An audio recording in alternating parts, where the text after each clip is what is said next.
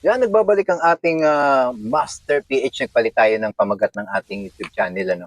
Master PH na ngayon. At syempre, bago tayo mag-umpisa, please po, tulungan nyo ako mag-subscribe, mag-like at mag-comment dyan sa ibaba, no? Pagkatapos ng ating video.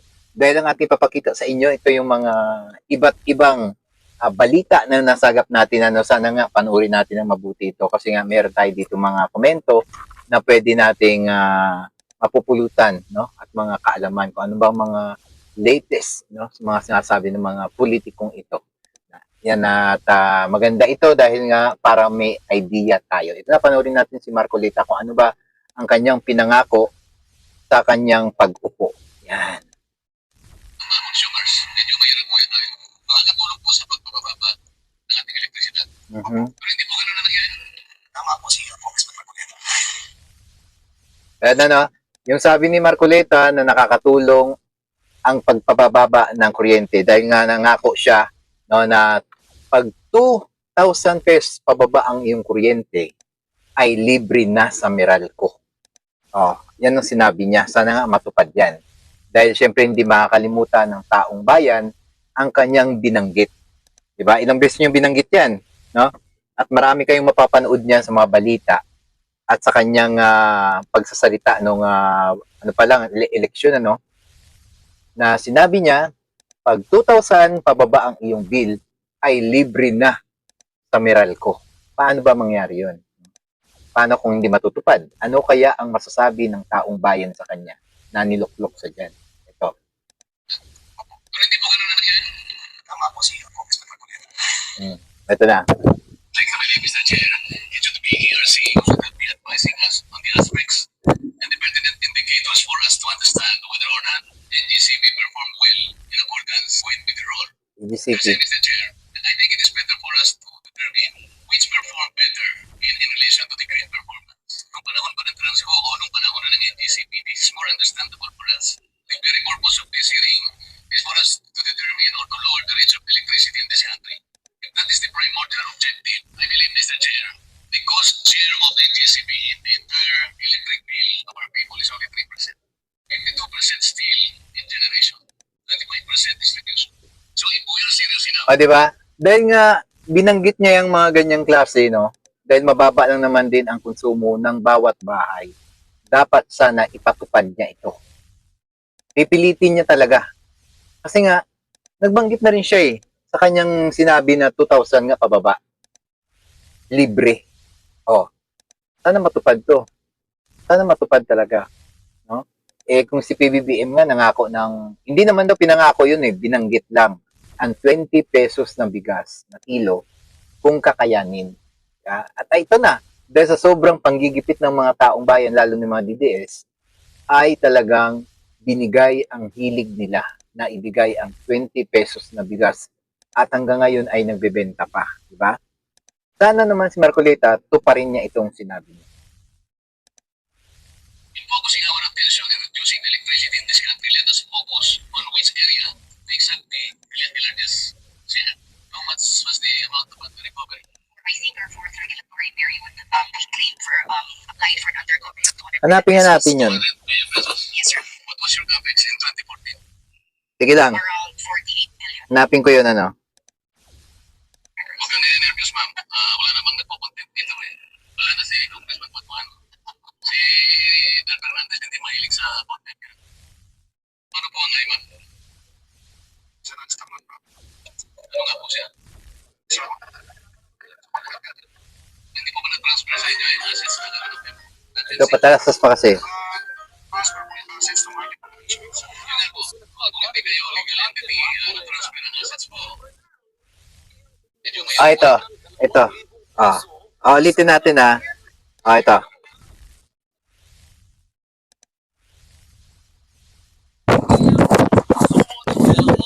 Piso sa kanilang kuryente.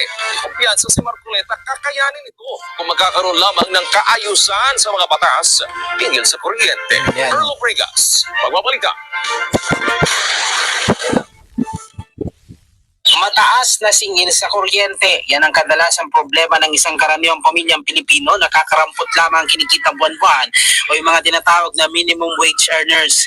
Nakadagdag pa dyan dyan sa pasani ng marami ang pumago-bago at patuloy na pagtaas ng presyo ng mga pangunahing bilihin. Para maibsan ang pasani ng ating mga kabayan sa matinding gastusin sa araw-araw, iminumungkahi ngayon ni Senatorial Candidate Rodante Marcoleta na maging libre na ang mga household na kumukonsumo ng 2,000 piso pataas sa singin sa kuryente. Ayon kay Marcoleta, kakayanin naman daw ito kung may sasayos lamang ang ating mga batas na tutukoy sa kapakanan ng mga consumer at mga household electricity, lalo na kung usapin lamang ay ang ayuda. Napakamahal yan. Opo. Kaya para unang-una na natin sigurong mabigyan ng benepisyo yung mga nasa layo ng lipunan ay yan ay hindi bababa sa 25 to 27 million Filipinos. Eh naisip ko na lang, natatapatan ko na lang yung binibigay na ayuda o baka sakaling makabawas-bawas pa ng konti yung ginagasta ng gobyerno. Sabi pa ni Marcoleta, sa ngayon may mga ayudang na ipinapamahagi ang gobyerno. Ang problema, hindi naman daw lahat ng nasa sektor ay nakatatanggap ng ayuda. Yes, tama Mas yan. maganda na raw na maging libre na lamang sa singil sa kuryente baga nasa mahihirap na sektor at mas nakakamenos pa nga ang gobyerno. O yung 5 ayudang binibigay ngayon. Hindi naman lahat makakatanggap nun. 94 billion.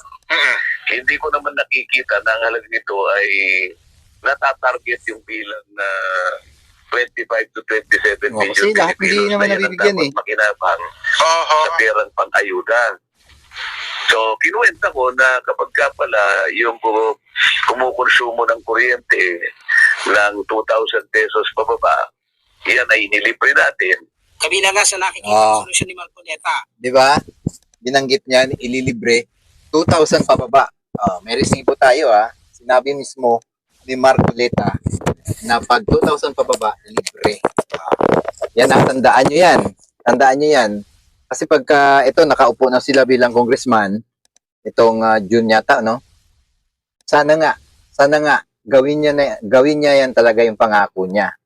Dahil siyempre, naghahanga din ng taong bayan na menos sa pera. Di ba? Okay yun. Okay yung kanyang panukala. Dapat talaga, amyendahan na yan. Para naman din, mapakinabangan ng taong bayan dahil hindi naman lahat nakakatanggap ng mga bigay-bigay sa gobyerno. O di, para pangkalahatan na lang, doon na lang siya sa kuryente. Lahat naman makikinabang yan. Pag 2,000 pababa, kailangan matuto ka ng magtipid. 2,000 pababa, libre na puno. Sana nga matupad yan. Di ba? Sabi ko sa inyo Kasi ayaw ko kasi kumukulit na ngayon ng market base na reserve. Pagkakaiwan ko, nung kumukulit na lang Pepsi ngayon, pati kayo kumukulit na doble-doble na po binabayaran po ng mga consumers. Pagkakawala ka, kaya nagkaroon ng SM to allow flexibility in contracting para po resource ng kuryente kung walang pagkata. At para maging balancing market siya. So, nakatulong po sa pagpapababa ng ating electricity. Tama. Nasa niyo mo yung context to. Dapat talaga ganun. Pero hindi po ganun na nangyayari. Yan. Okay yung pinakamatas, yung continuous 32 pesos per kilowatt. Maamot po tayo doon, tama o hindi? Pwede naman nila kakayanin yan eh. Hindi po tayo maamot na pero mas mataas pa po kayo na doble sa federal po. Hindi po yun Yan. ang rational na batas. Patay. Yan Paano natin ibababa? Ipinaglalaban niya kung paano ibababa para sa mga taong bayan ang kuryente. Sana nga mapakinabangan ito ng taong bayan talaga. At abangan natin yan sa kanyang pag-upo bilang congressman. Diba? Dahil marami talaga nag-aabang nito. 2,000, yung mga bumoto dyan kay Marcoleta, abangan natin yan. No, abangan natin yan. Pwede natin singilin yan pag hindi yan natupad. Abangan natin yan. Ito, may kasunod tayo. Kung sino. Presyo ng kuryente, tingnan po natin lahat. Okay. Kaya matututo pa rin, tatayaan Ayan.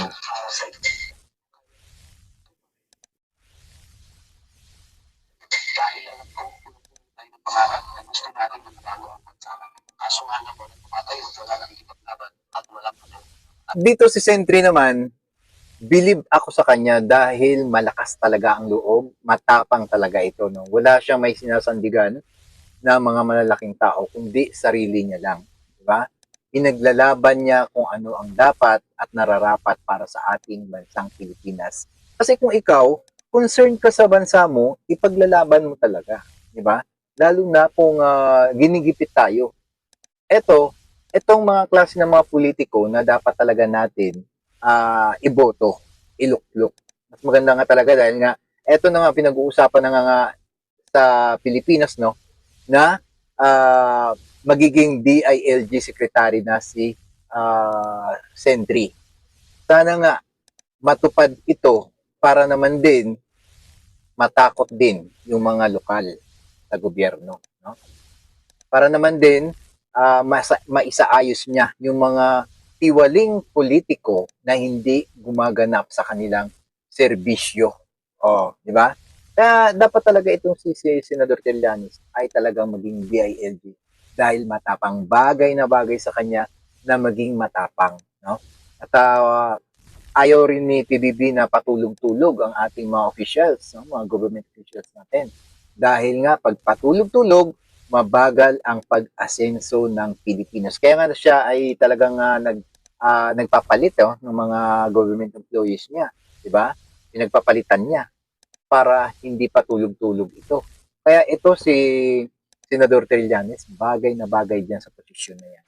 Bagay na bagay talaga sa DILG. At masakit na tanggapin, pero Hmm. binabago ka. Hmm. Na kahit itagako ang buhay ko, tatalikuran ang pinangako sa inyo. Kaya patuloy ka pa rin, tatayaan Ito si Senador Trillanes lang naman ang may akda ng 4-piece. Oh, yung senior citizen para magkaroon ng ayuda ang mga lolo't lola sa kanya din yan. Ang pagtaas ng sweldo ng mga pulis, teacher, mga sundalo at iba pa sa kanya din. Oh, ngayon pinagpapatuloy na lang ng mga bagong mga politiko, no? Pinagpapatuloy na lang ngayon 'yan. Dahil wala naman si Senador Trillanes diyan sa bilang senador na, di ba? Kaya iba na ang nagpapatuloy niyan. Pero ang may akda niyan si Sentry lang. Oh, di ba? Kaya dapat natin talagang iluklok bilang isang DILG secretary itong si Sentry dahil matapang, no? Wala siyang sinisino-sino dito. Diba nga, pinakulungan niya si Digong, di ba? At ito namang mga DDS ay sinisisi nila si PBBM. Pero sa totoo lang talaga, nasa hawak, no? Hawak talaga ni PBBM kung gusto niyang pauwiin, pabalikin o hindi. Di ba nga, sabi nga ni Senator Bato, meron siyang consequences na hinihingi sa Pangulo na kung gusto niya, kung sabi ni Bato, kung gusto daw ni President Bongbong na makipagbate, no? Para daw manumbalik ang kanilang samahan, pauwiin si Digong. Yun, no, sabi ni Bato. Pero ang sabi ni BBM, hindi pwede yun. Harapin mo kung anong kasalanan mo, pag-usapan natin kung anong problema. Pero kung sa bagay na yan na pauuwin mo yung isang tao na may kasalanan, ay iba na yun. Diba? Iba na yun. Kailangan harapin mo ang kasalanan mo. Huwag mong idepende ang sarili mo sa ibang tao. Kung ano ang meron ka lang, harapin mo din. Diba? Kaya si PBBM ganun ang kanyang pananaw. Kung may kasalanan ka, harapin mo, di ba? Kaya itong mga taong ito, itong niluklok ni PBBM, talagang maganda at meron talagang pag-uunawaan sa pwesto na siya ang ilaluklok diyan DILG dahil may tapang, may talino at syempre pinaglalaban ang bansang Pilipinas laban sa mga dayuhan. ang buhay ko para sa inyo. Dahil ang pagpupunin tayo ng pangarap na gusto natin magbago ang bansa. Kaso nga naman, tayo wala lang Ayan, oh. laban at wala tutulong. At masakit na hindi na tayo, pero binabago. O, di ba? Ito yung susunod nating video. Panoorin natin.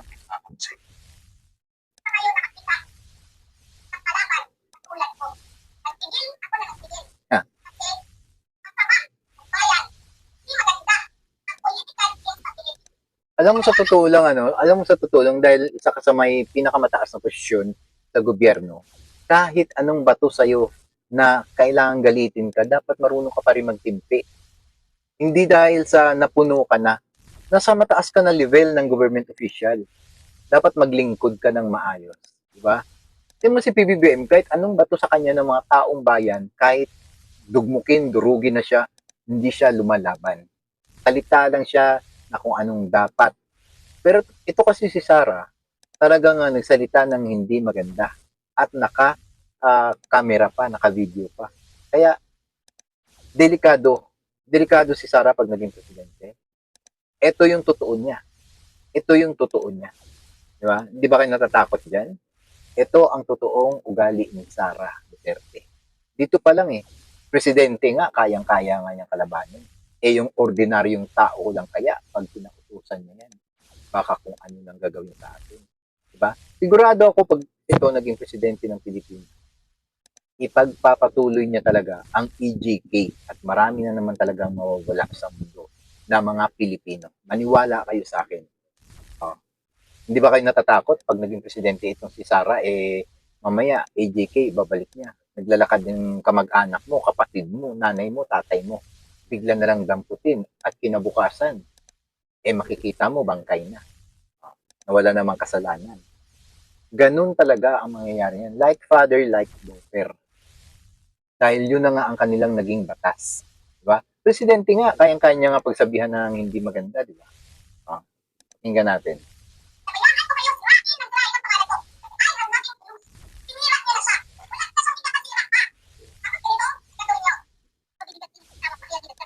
Ikaw naman ang nanguna Diba?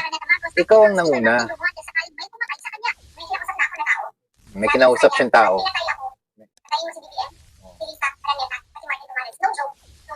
Ito naman ang sabi ng iba, no? Parang palabas nun daw ito ni Sara. No? Mismo. Kasi nga, sabi nga daw, parang planted na. No? Pagka ginawa daw sa kanya yan, kasi wala namang may gagawa sa kanya, hindi naman galit ng Pangulo sa kanya. Diba?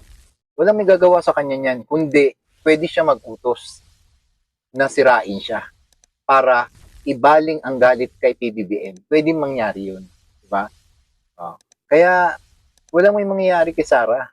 Kung kay PBBM lang, wala namang galit si PBBM sa kanya Siya lang naman itong grabe ang galit, diba? Kasi sabi-sabi nga ng mga tao, nagmamadali si Sara na ma-impeach si Marcos kasi gusto niya na maghahawak agad ng Pilipinas.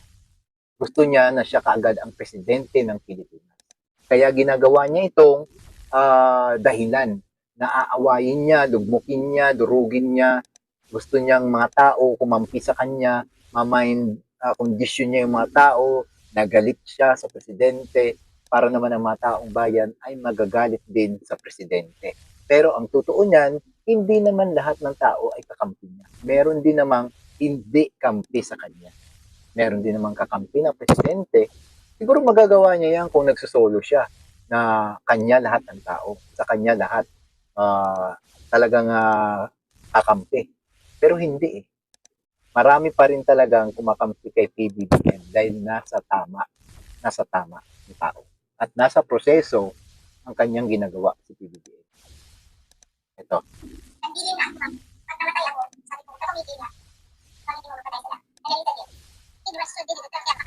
Grabe, ano?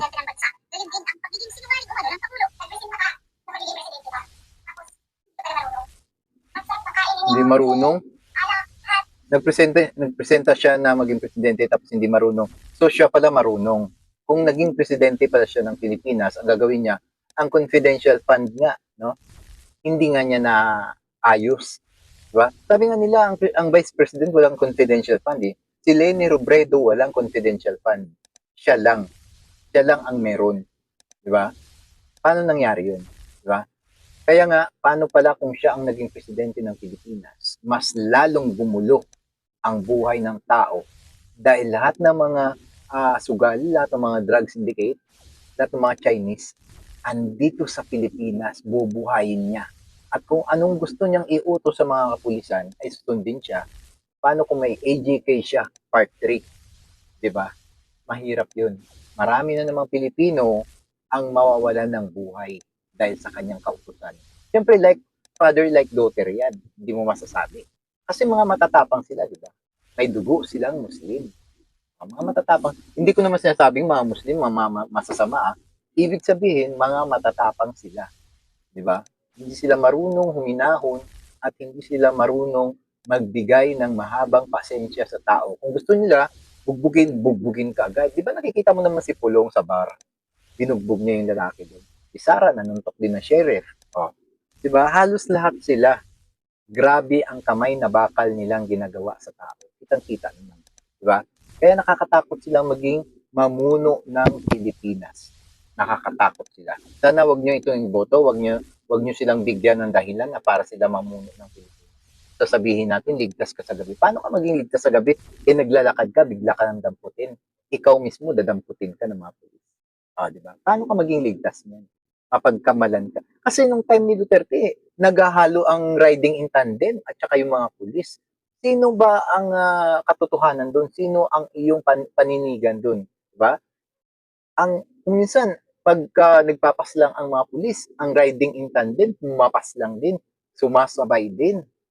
Di ba? Huwag niyo sasabihin na safe tayo pagkagabi. Sumasabay ang riding in tandem sa pagpapaslang sa mga Pilipino. Malalaman mo na lang yung mga adik, no? Yung mga adik sa mga liblib na lugar, pinagbabaril ng riding in tandem. Masasabi mo bang safe ka? Hindi mo nga alam kung pulis yun o hindi. O baka kalaban din nila sa droga. Di ba? Kaya hindi mo masasabing safe ka nung panahon ni Digong. Kasi yung iba doon, pinagpapaslang din ng mga riding in tandem. O, di ba? Hindi pa natin alam yun kung anong klase yun. Mga armado din sila. Kaninong utos yun. Kaya huwag nyo sasabihin na safe tayo nung time ni Digong. Nakikisabay ang mga riding in tandem sa mga pulis. Kaya tandaan nyo yan, mga DDS, hindi rin tayo safe nung si Digong ang nakaupo. May mga puting ban pa nga. May mga kidnapping. Nakikisabay din. Ano sabihin nyo, safe tayo? May mga puting ban? Safe ba yun? Nangingidnap ng mga bata? Kahit nga malalaki, kinikidnap eh. Diba? Nakikita naman natin sa balita yan, diba? Kaya hindi rin tayo safe ng time ni Digong. Marami din mga problema yun. Ang napapansin lang kasi natin yung mga AJK, kill, mga adik. Pero may mga pamilya yun eh, yung mga adik na mga pinatay ni Digong. May mga pamilya din yun na pwede pang magbago ang mga kanilang pinaslan. Di ba kayo nag-iisip? Paano yung mga batang inosente na tinira habang natutulog? Mga ilang taon lang yun, babae at lalaki. Paliwala lang ba sa inyo yun? Sana naman mabuksan ang inyong kaisipan na nung nangyari kay Digong na EJK ay hindi rin talaga tama. Sana mabuksan. Alam mo yung problema lang kasi kay Sarah, mind conditioning niya, bini-brainwash niya yung mga tao na maging masama sa Pangulo para pumanig sa kanya. Bakit mo yung 20 pesos na bigas? Napakaganda na nun. Sasabihin niya kaning baboy, pangkain ng hayop. Diba? Iyon ba ay masasabi mo isang modelong public official, yung mga ganitong klaseng tao, na imbis na tulungan ang ating gobyerno, ang ating Pilipinas, na makakain ng maayos. Sasabihin pa, pagkain ng hayop, itong 20 pesos na bigas. Diba? Parang nilalabas niya yung sarili niya dun sa gobyerno ng Pilipinas. Parang hindi siya government official. Kalaban siya ng Pilipinas. Diba? Totoo yan. Kalaban siya ng Pilipinas, hindi siya kakampi ng Pilipinas. Totoo talaga ang sinasabi ko. Kung ganyan ang ginawa ni Romualdez, dapat naimbestigahan na rin ito ng mga Senado, di kaya mga Kongreso. Kung merong kasalanan si Romualdez dito, bakit wala naman tayong nalalaman na may kasalanan si Romualdez tungkol dyan? Di ba? Nasa sa kanila lahat eh. Yung Pogo, pinapasok nila. Yung mga drug lords, sa kanila rin nanggaling yun. Si Alice Go, di ba? Sila lahat ang gumawa ng problema sa Pilipinas, hindi si PBBM. Dahil kung hindi nakilala itong mga Duterte, dapat hindi nagkagulo sa Pilipinas. Yun nga lang kasi dahil nakulong si Digong, gusto nila maghimagsik sa buong Pilipinas. Ang presidente ngayon gusto nilang kalabanin at pa-impeach dahil gusto nila sila ang maupo ulit ng mabilisan. Ayaw nilang mag-antay. Diba? Kaya para sa akin talaga, hindi ko talaga iboboto to sa Sara. Dahil meron siyang mga agenda na gusto nilang palakarin, ipamamalakad sa Pilipinas, na gusto nila. Totoo talaga yan. Gusto talaga nilang maghari at makilala sa buong Pilipinas na kunyari, mabait sila sa tao, pero pag naging demonyo o naging hayop ang kanilang mga ugali, doon mo makikita talaga ang totoong ugali nila. Totoo talaga yan. Ang bubugbog na ng sheriff, di ba? Sana tigilan na ng kamera ang pagdidikit sa kanila. Nagtitigil ako eh. Kasi gusto ko lang magtrabaho. Gusto ko lang tapusin yung alam. Gusto ninyo. Diba? Grabe magmura. Diba? Like father, like daughter, grabe magmura. Yan bang gusto niyong presidente? Nakakahiya. Nakakahiya. Nakakahiya talaga. Eto na, si Claire Castro. Kaya nagpunta sila sa ICC. ICC kasi mga Yun. kahit presidente ka pa, ng immunity. Hindi lalo na kung ito ay Hmm. although yung issue na senador, hindi nila lang. Kaya lang sa mata ng ICC, Walang ano. walang immunity. Ah. No? Kahit presidente. Kaya sabi ni attorney Conte, Di ba? Kasi nga may mga patunay, di ba? Na kahit anong posisyon mo sa gobyerno ay hindi kinikilala ng ICC. Basta may kasalanan ka sa human rights, kailangan ka talagang hulihin. Di ba? Sabihin na natin isang adik yung sinaway, pero sinaway lang dapat, hindi pinaslang. Di ba nga sabi nga sa utos ng Diyos, bawal pumaslang. Di ba? Kasi kasalanan sa Diyos yan. Tao yan eh. Kahit hayop nga. Di ba? Merong batas na ngayon. Sa aso, pusa. Pag sinaktan mo o pinaslang mo, makukulong ka. Eh lalo na tao. Di ba? Ano ba naman yung batas na yan kung hindi susundin natin? Di ba? Mababaliwala ang batas na yan. Pag once na may kasalanan ka, kailangan mo talagang makulong at pagbayaran. Dapat talaga yan. Di ba? Ilang katao, sobrang dami ng tao na kanilang pinaslang, pinasakitan ng loob, may mga bata pa. Pero kung ito ay baliwalain nila, parang sinabi na rin natin na baliwala ang batas sa Pilipinas at ito ay hindi gumagana. Dahil gumagana nga ang batas sa Pilipinas, kaya nga napakulong si Duterte. Ibig sabihin, kayang-kaya ipakulong ang mga presidente sa ICC. Kasi sabi nga ng ibang mga tao, pag dito lang yan sa Pilipinas kasi may mga kasabwat, maring hindi makukulong yan dito. Kaya ang pinakamaganda, doon sa ICC sa Dahig, mas mabilisan ang proseso doon. Doon malalaman talaga kung guilty ka o hindi sa ginawa mong pagpapaslang ng mga tao. Malalaman yan, di ba? Kaya nga, hanggang ngayon si Digong hindi pa rin nakakauwi dahil nga proven na talagang pumaslang siya ng tao. Bawal nga kasi. Bawal sa mata ng Diyos ang pumaslang. Hayop nga, bawal. Tao ba kaya? Kaya sana maintindihan nyo mga DDS kung bakit na lang kailangan magbayad ng isang tao kung meron siyang kasalanan. Diba? Kasi nga, bawal pumaslang ng tao. Isa, dalawa, lalo na marami pa. Sana meron kayong napulutan ng idea at nabuksan ang inyong kaisipan para naman din hindi na kayo mag-ngak, hindi na kayo magreklamo. Doon tayo sa tama. Doon tayo sa tamang proseso. Na magkaroon naman ng silbi ang batas sa mata ng tao at sa Diyos. Maraming salamat. Keep safe. God bless po. Please po, i-like nyo naman at subscribe ang aming channel. Ito po ang Master PH. Salamat.